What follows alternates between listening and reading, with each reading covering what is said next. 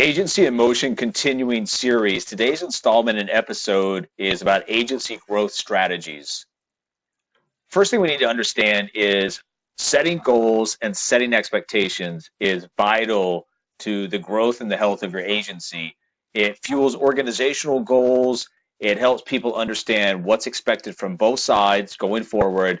It helps build confidence in the organization to go out and do what's necessary on a day-to-day basis for both personal as well as organizational goals. Second thing is you have to invest in your people. You don't build a business, you build the people, and they help you build that business. They help you take your vision and create it and make it a reality. That's going to take time, energy, resources. It's going to take an investment from your side. So you need to make sure that you're A, willing to do that, but B, also have a way to measure the return on investment. If you're investing the time into somebody, there needs to be a return, and it needs to be a mutually beneficial setup and relationship. Third thing is establishing a marketing plan. You need a funnel that is reliable for both partner as well as client growth.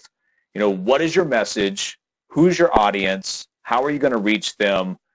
You need to develop really a niche market and own that market. If you try to be everything to everybody, you're going to fall short, and your agency's not going to experience the growth as that you probably would if you identified a market, identified a specific message, know how to reach those people, and own that market. Also, you have to be willing to adapt. Things are always changing, and if you don't or you're unwilling to change, you're going to pay the ultimate price for that. Number 4, create an effective communication schedule.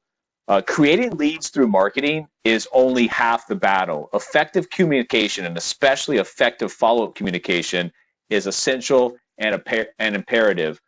What do you send? When do you send it? How do you send it? There's got to be a structure. There's got to be a flow that you, as well as your organization as a whole, follows to make sure things aren't falling through the crack and you're not leaving business on the table.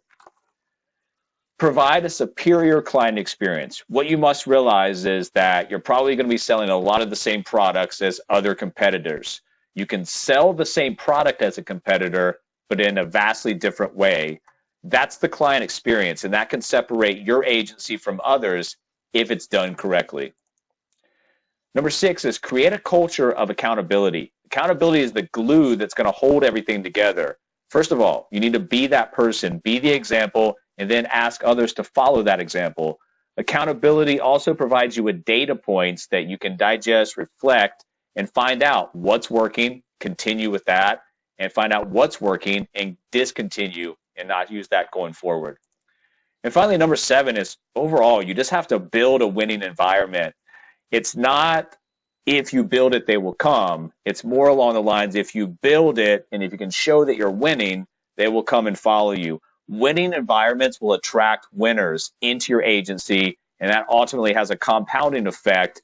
So what you want to do is get your agency up off the ground, gaining traction in a way that attracts the right people. Surrounding yourself with a better network of people will ultimately lead to both a boost in partner growth as well as client sales.